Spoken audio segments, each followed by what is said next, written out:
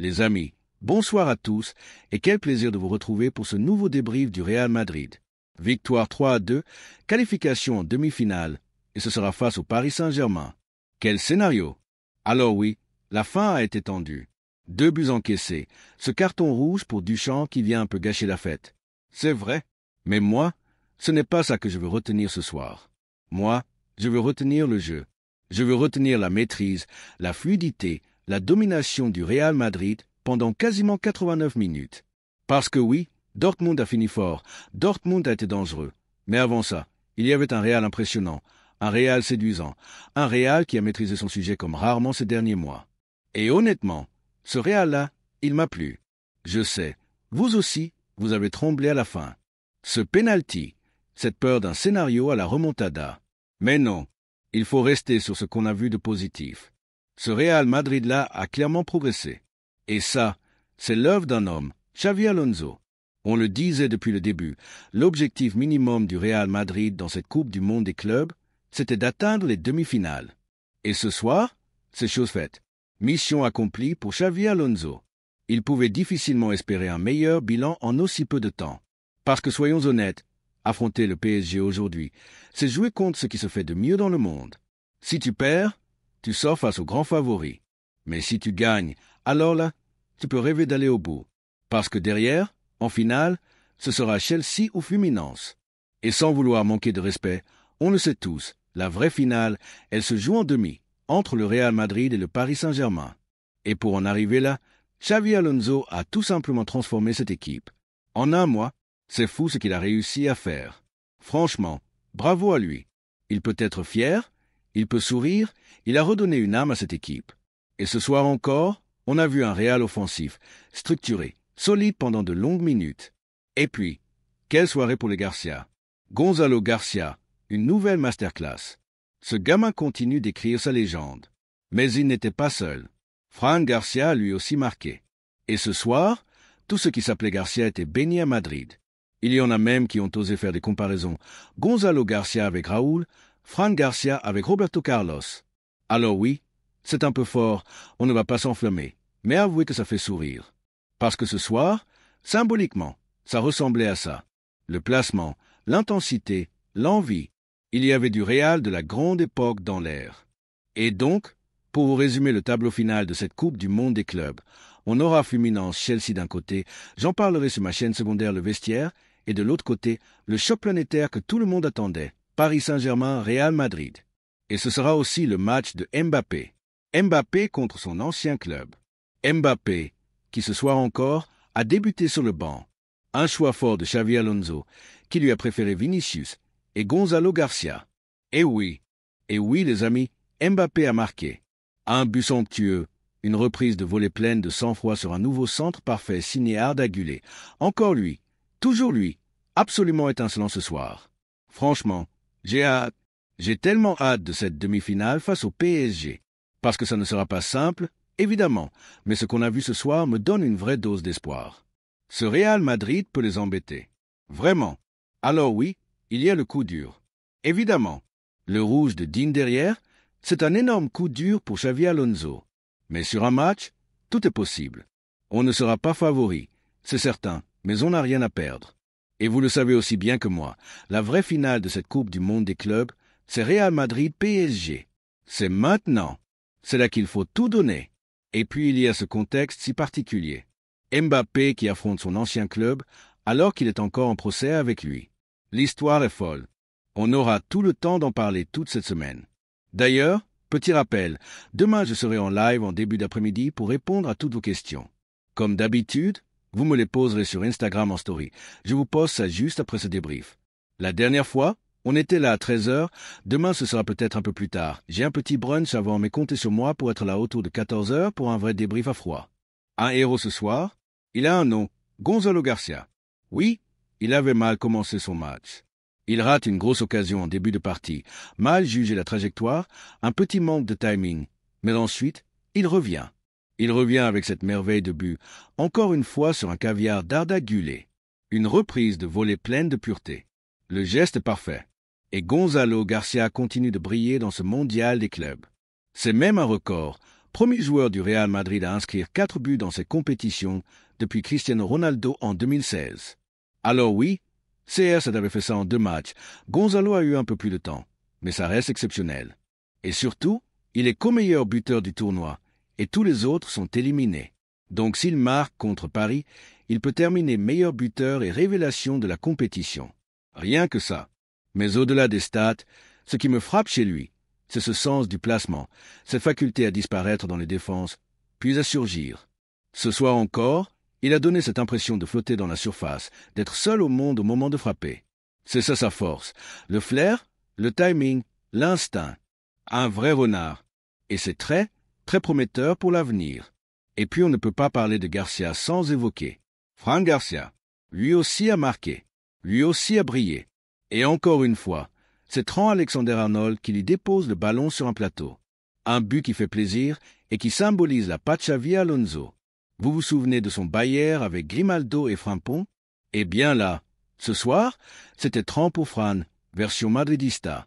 Fran Garcia continue de marquer des points. On sait que Cara est annoncé au club très bientôt, donc il y aura de la concurrence à gauche. Mais Fran ne lâche rien. Il a joué très haut ce soir, il s'est projeté, il a été disponible, intelligent. Ce but, c'est une récompense et c'est aussi un message.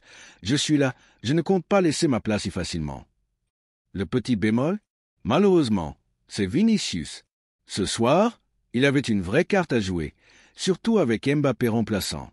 Et pourtant, plusieurs occasions, plusieurs face-à-face, mais des décisions pas toujours bonnes. On sentait qu'il voulait jouer collectif, et c'est une bonne chose, mais parfois, il fallait frapper ou mieux ajuster son lobe. Là, il hésite, il ralentit, et c'est trop tard. Défenseur revenu, occasion envolée. Et puis ce but refusé pour hors-jeu. Bref, une soirée frustrante pour Vini. Alors forcément, la question va se poser. Pour la demi-finale, Mbappé, Vinicius, Gonzalo Garcia, ce dernier, je ne le vois pas sortir du 11. Donc le choix pourrait se faire entre les 2 stars. Ou alors, Xavi Alonso va-t-il enfin aligner les 3 ensemble pour la première fois de la compétition? Suspense total. Petit mot tactique pour terminer. Ce soir, ce n'était pas un 3-5-2 comme prévu. Plutôt un 4-4-2 assez compact. Tous les bons hommes étaient là. J'avais vu juste sur les noms, mais pas sur le système. Ce qui m'a frappé, le pressing. Gonzalo Garcia, Fran Garcia, Valverde. Tout le monde a pressé fort. Valverde très proche de Trent Alexander-Arnold, des échanges de positions fréquents. Gullet collé à Bellingham, Gonzalo qui redescendait très bas pour harceler le porteur. On a vu un Real Madrid engagé, coordonné, intelligent. Et puis le positionnement de Fran Garcia, une fois encore, hyper offensif. Il était quasiment ailier sur certaines phases. Une vraie prise d'initiative. Et ça, c'est la signature Xavi Alonso. Voilà les amis. On est en demi-finale, on va jouer le PSG. Et on y va avec des certitudes, des jeunes en feu, un coach qui a déjà laissé son empreinte, et des étoiles plein les yeux. On se retrouve demain en live sur Instagram pour en parler. Et d'ici là, vous connaissez la routine. Like, abonnez-vous, partagez le Real avec passion. À la Madrid et à très vite. Et puis, il faut parler d'un autre point clé ce soir, le placement de Fran Garcia, encore une fois très haut. Ce qui est fou, c'est qu'il s'est même retrouvé dans le demi-espace gauche, parfois plus haut que Trent Alexander-Arnold, plus haut que Valverde. C'est une vraie nouveauté tactique signée Xavi Alonso. Quand on regarde la light map, Fran Garcia est clairement utilisé comme un piston, presque comme un ailier. Le jeu a d'ailleurs énormément penché de son côté ce soir. Et ça, c'est un vrai choix du coach. Ce que j'ai aimé aussi, c'est la capacité du Real à se projeter vers l'avant, notamment en deuxième mi-temps. À certains moments, on avait 8 joueurs dans le camp de Dortmund. Et là, sans vouloir critiquer Carlo Ancelotti, même si on a entendu quelques pics dans les interviews des joueurs ces derniers mois, je pense à Bellingham qui avait parlé de chaos organisé à l'époque. Eh bien là, ce n'est plus le cas. Il y a une vraie structure. Il y a des repères. Quand le Real attaque, il le fait à plusieurs, avec du surnombre, avec de la largeur, avec des circuits. Et surtout, ça s'enchaîne bien. C'est compatible avec le pressing que Xavi Alonso met en place. On voit bien que tout est cohérent. En défense aussi, il y a eu des choses intéressantes. On voit par exemple sur une phase de repli que Valverde joue plus bas que Trent pour venir couvrir Adeyemi, pendant que Bellingham se retrouve en pointe aux côtés de Gonzalo Garcia. On se retrouve donc dans une sorte de 4-2-4 en repli défensif, avec Tchouaméni et Arda Güler en double pivot, Tran et Vinicius en ailier très reculé, Gonzalo et Bellingham devant. C'est là encore un ajustement tactique très fin, en fonction de la phase de jeu. Alonso s'adapte, il bouge ses lignes et les joueurs suivent à la lettre. Alors oui, tout n'a pas été parfait. Les transitions défensives, c'est encore un chantier. Comme à l'époque d'Ancelotti, parfois on se fait ouvrir, on se retrouve à 2 contre 2 ou en infériorité. Je pense à cette contre-attaque de Dortmund où il n'y avait que Rudiger et Dean pour gérer Adeyemi et Guirassy. Forcément, on est en danger dans ces moments-là. Donc s'il y a un point à travailler avant d'affronter le PSG, c'est bien ça, la transition, la couverture, la gestion des pertes de balles. Mais franchement, je suis très satisfait de ce que j'ai vu. Oui, les 5 dernières minutes font partie du match, on ne peut pas les effacer. Mais entre nous, je préfère retenir les 89 premières, parce que là, on a vu un Real dominateur, inspiré, solide. Et même si les stats bruts ne le montrent pas totalement, 8 frappes cadrées pour le Real, 5 pour Dortmund. Les expected goals parlent pour nous. Le Real a 2 fois plus de XG que le club allemand. Donc non, il n'y a pas de débat. Le Real mérite largement sa qualification. Et entre nous, j'étais pas loin du bon prono.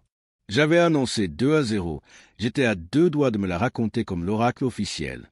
Bon, le but en fin de match m'a calmé, mais c'est pas grave. Mes tops du soir? Allez, on les cite. Fran Garcia, évidemment. Oui, il a souffert un peu défensivement en première période, notamment face à Adeyemi. Mais quel volume de jeu, quelle projection vers l'avant, et un but pour couronner le tout. Il fait une énorme compétition. Surtout avec Cara qui arrive très bientôt. Il montre qu'il est là pour rester. Gonzalo Garcia, encore lui. Il presse, il harcèle, il récupère. Oui, parfois il rate des choix, mais il ne triche jamais. Et dès qu'il perd un ballon, il se bat comme un chiffonnier. Les commentateurs, catastrophiques ce soir au passage, ont même dû le reconnaître. Et enfin, Arda Güler. 2 passes décisives, maître du tempo, propre dans tout ce qu'il a fait. Dans ce rôle de milieu axial créatif, pour moi il a déjà gagné sa place pour la demi-finale. Et ce, malgré la concurrence. Voilà les amis, on continue de rêver. Ce Real version Xavi Alonso monte en puissance, progresse, apprend et va défier le grand PSG avec de vraies armes. Rendez-vous demain en live pour en parler ensemble, et d'ici là, vous connaissez la routine. Likez, partagez, abonnez-vous, et à la Madrid. Et ce qui me frappe le plus cette saison, c'est la métamorphose de certains joueurs sous les ordres de Xavi Alonso. Prenez Arda Güler. Ce joueur, la saison dernière, on le faisait jouer à droite, là où il ne pouvait pas s'exprimer pleinement. On voyait bien que ce n'était pas son poste, qu'il manquait de percussion, qu'il n'avait ni l'explosivité ni les qualités de dribble d'un ailier. Et pourtant, Ancelotti s'obstinait. Aujourd'hui, avec Xavi Alonso, tout a changé. Güler joue dans l'axe, là où il peut s'exprimer. Parfois en regista à la Pirlo, parfois plus haut comme un meneur classique, mais dans tous les cas, il est dans son jardin. Il est juste, il est technique et il n'hésite pas à frapper. Ce soir encore, il n'était pas loin d'inscrire 1 ou 2 buts magnifiques, et il a distillé 2 passes décisives. Franchement, je suis très fier de lui. Il incarne parfaitement ce Real Madrid en pleine évolution. Et pour moi, ce soir, c'est clair, Arda Güler est mon homme du match. Au niveau des flops maintenant. Alors non, je n'ai pas mis Dean Huijsen, même si, évidemment, son carton rouge nous met en difficulté pour la demi-finale. Mais avant cette expulsion, il avait fait un très bon match, donc je ne vais pas l'enterrer pour une erreur. En revanche, j'ai mis Vinicius. Je suis dur, je le sais, mais je suis dur parce que j'attends beaucoup plus de lui. C'est un joueur qui a l'ambition de remporter un ballon d'or, donc il doit être irréprochable dans ses choix, dans son impact. Ce soir, il a été brouillon, pas très lucide dans le dernier geste et parfois même un peu perdu. Il y a eu du mieux dans l'attitude, mais ce n'est pas suffisant pour un joueur de son calibre. Et dans mes tops que je n'avais pas encore cités, Aurélien Tchouaméni, exceptionnel. Que ce soit en défense centrale comme lors des matchs précédents ou au milieu comme ce soir, il est impeccable. Il récupère, oriente, coupe les lignes, une vraie assurance dans ce 11 de Xavi. Et Dinan, encore une fois. Oui, il prend un rouge, mais jusqu'à cette action, il avait été excellent. Présent dans les duels, bon à la relance, solide. Ça reste un match globalement très positif pour lui. Petit point note des joueurs maintenant. Rudiger, 5,9. C'est sévère mais compréhensible, je ne l'ai pas trouvé très inspiré. Dean Huijsen, 5,8, logique avec le rouge. Courtois, 6,5. Franchement, je le trouve sous-noté. Il nous sort un arrêt monumental en fin de match qui nous évite les prolongations. Il mérite bien plus. Fran Garcia, 8, totalement mérité. Gros match, buteur, actif dans les deux zones. Trent Alexander-Arnold, 7 passes décisives, match correct, sans éclat mais sérieux. Valverde, 7,1, avec Tchouaméni. Cohérents tous les deux, précieux dans l'équilibre. Bellingham, 7,2. Honnêtement, je l'aurais mis un peu en dessous. Peut-être 7, mais pas plus. Il a été propre, mais pas transcendant. Arda Güler, 8,9, homme du match pour moi, comme je l'ai dit. 2 passes décisives, du lion dans le jeu, un vrai patron technique. Sa note est totalement méritée. Et Gonzalo Garcia, alors? Ah mince, j'avais pas sa note. Attendez 2 secondes, je regarde sur match en direct. Voilà, 7,6 pour Gonzalo. Étage 7 pour Vinicius. Bon, ça me paraît cohérent pour Gonzalo, même si moi je lui aurais peut-être mis un poil plus. Pour Vini, j'aurais mis un 6,8, voire 6,9 maxi. Mais bon, petit rappel, les amis, grâce à Match en direct et à leurs statistiques, vous pouvez participer à un concours spécial Coupe du Monde des clubs. Il vous suffit d'aller dans l'espace forum d'un match, de poster votre homme du match en commentaire avec le hashtag #ChroniqueFoot. Le tirage au sort arrive dans moins de 10 jours et le vainqueur remportera le tout nouveau maillot du Real Madrid.